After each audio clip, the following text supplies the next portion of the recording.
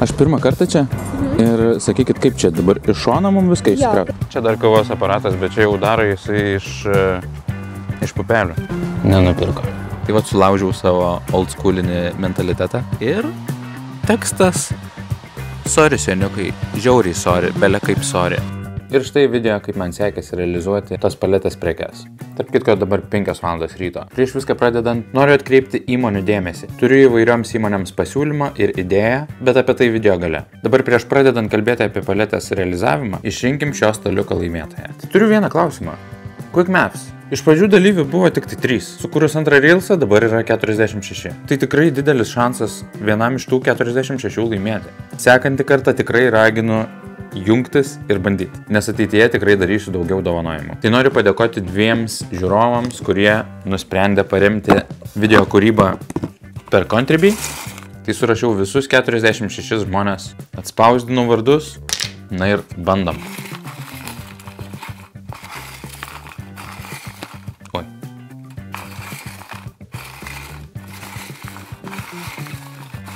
Ir Jurgis. Tai Jurgis ir buvo vienas iš žmonių, kuris paremė video kūrybą per Contribui. Na ir bandykim dar kažką tai. Nedzinsk. Čia turbūt iš Instagramo.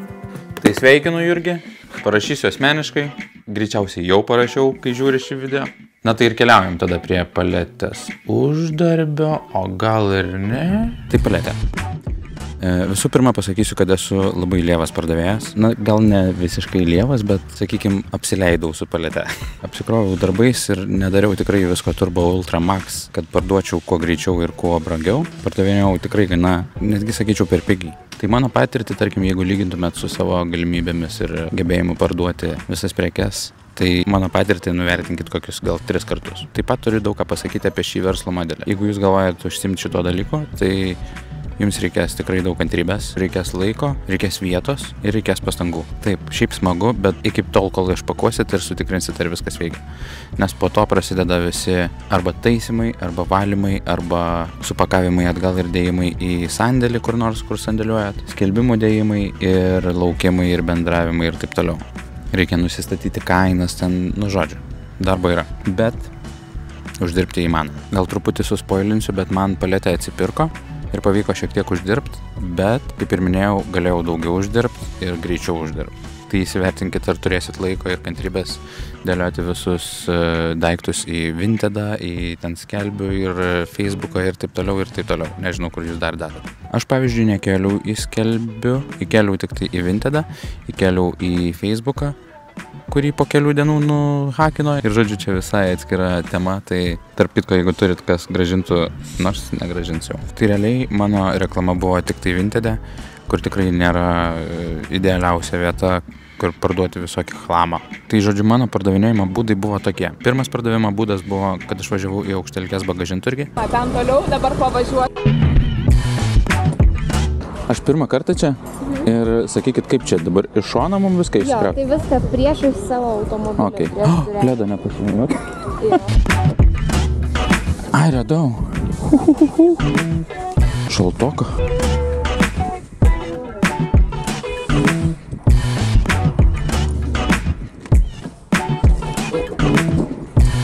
Labą dieną. Gerai, tai išsikrovėm. Visi žiūri į mane kaip į durnį. Žinokit, aš ir pat jaučiuos kaip durnius biškutį, bet čia dėl to, nes aš pirmą kartą prekiauju turgaus formatu. Einam pasižiūrėti, matau vieną įdomią sekciją.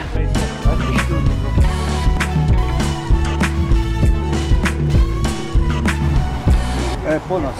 Ką? Negalima. Ai, negalima? Negalima. Per didelę kamerą pasiėmiau turbūt. Reikia GoPro pasiimti. Turim konkurentą. Tas šilauogės čia plautos? Galima paragauti? Galima paragauti, prašau. 5 eurai kilogramas. Kilogramas čia būtų šitas visas indėlis ar? Kas prisimenat?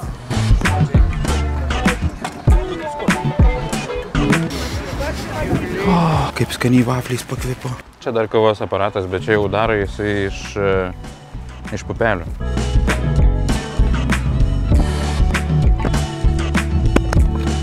iš pat pradžių galvojau, kad bus biškutė apmirę. Bet dabar žiūriu, aš nespėjau netgi pafilmuoti ir pakalbėti. Žmonių tikrai nemažai.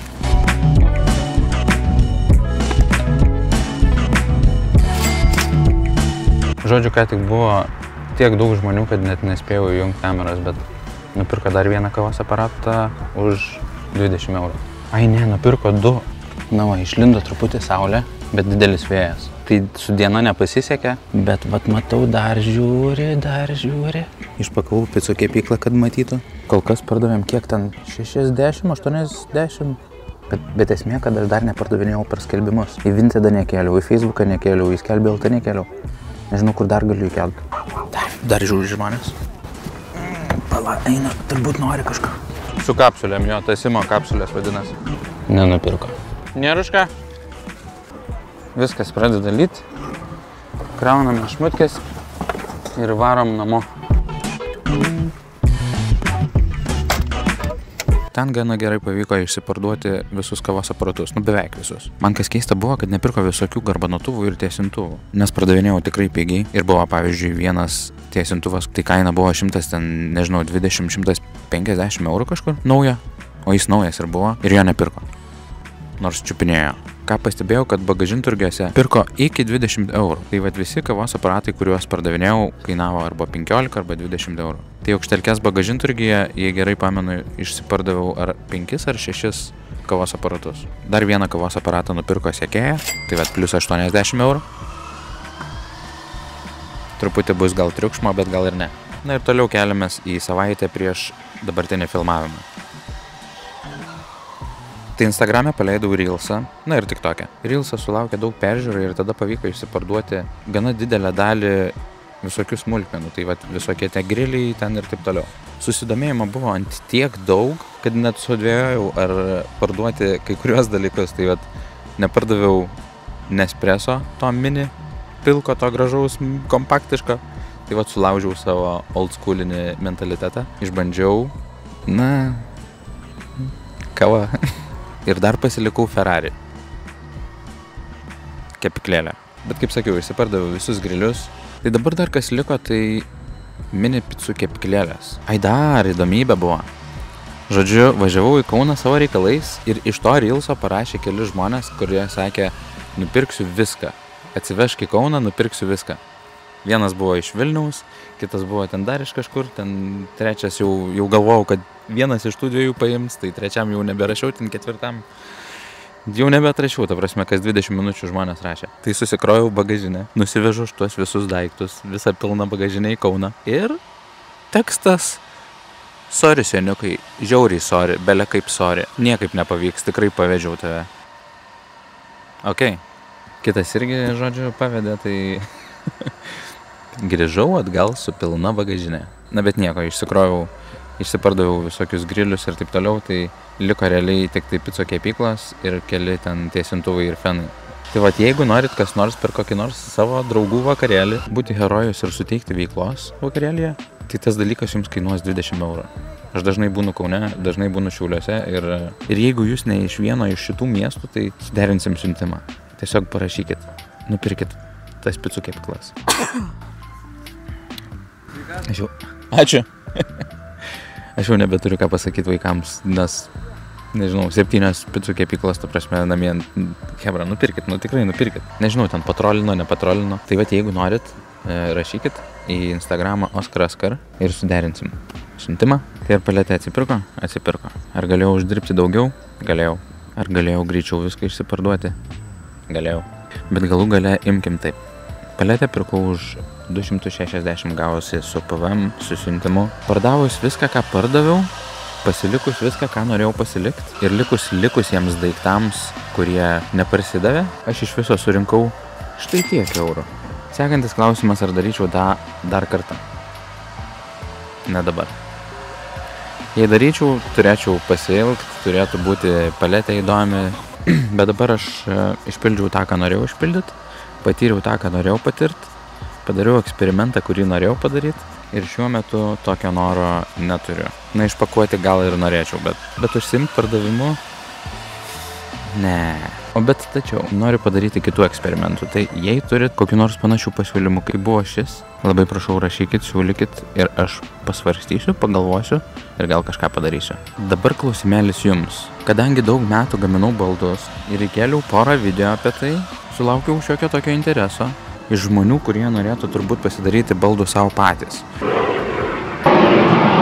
Tai klausimas jums, ar jūs norėtumėt, kad tarkim, kartą į mėnesį padaryčiau video apie baldų gamybą. Pavyzdžiui, kiek išleidžiu medienai pagaminti kokį nors tai baldą, pavyzdžiui, staliuką arba ten, nežinau, dar kažką. Pavyzdžiui, kiek kainuoja man medieną padaryti staliuką ir už kiek jį pavyksta parduoti, tarkim. Nors jau pardavinėjimo nebenoriu užsimti, bet, tipo, tokia idėja. Arba, pavyzdžiui, kiek kainuoja pasigaminti bėginį metrą virtuvinio. Savikaina, tarkim. Arba kokio nors... Arba kokio nors baldo... Fucking hell. Arba kokio nors baldo gamybą.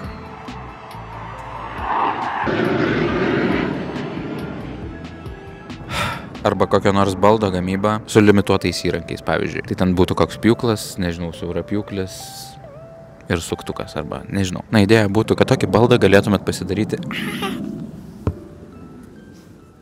ir patys. Arba, na nežinau, paletės baldų negaminsiu tikrai. Tai. Bet jei kam nors būtų įdomu, tai tikrai rašykit į komentarus, kas būtent domina jūs kaip ne baldų gamintojus, ką norėtumėt sužinoti. Nes baldų gamybos tema tai man neišsemiama ir kontento aš galėčiau prigaminti, nežinau, metus į priekį, bet kiek tai būtų paklausu, kiek tai būtų įdomu, tai klausimas. Problema, kad aš praradau perspektyvą kaip ne baldų gamintojo. Arba kaip pradinuko. Aš nepamenu, kokie klausimai stovėjo neatsakyti pačioj pradžiai. Tai va čia noriu pasiskolinti jūsų perspektyvą ir prašau irgi parašykit komentarą, rašykit daug komentarų ir aš tada iš tų visų komentarų surinksiu video idėją ir padarysiu galbūt ir ne vieną video apie tai. Perskaitau visus komentarus, atsakau į daugelį, jeigu yra ką atsakyti, tai mielai kviečiu pabendrauti komentaruose. O šiaip ateinančių video aš turiu idėjų tikrai gana įdomių. Tikrai nespoilinsiu, bet pasakysiu taip. Jūs galėsit pamatyti tai, ko paprastai kiti nepamato. Gausit tokių truputį vidinių potyrių, žodžiu. Viskas, video baigtas, o dabar, kaip pradžioje minėjau, dabar segmentas labiau dedikuotas įmonėms. Po tiek metų darbo su baldais, aš labai pratęs bendrauti su įmonėmis, netgi labiau nei su paprastai žmonėm. Tai turiu gana gerų bendradarbiavimo idėjų visokių specialybių įmonėms. Tai ar būtų kurjeriai, ar tai būtų stomatologai, ar tai būtų elektros įmonės, ar tai būtų santechnikai. Nesvarbu kas.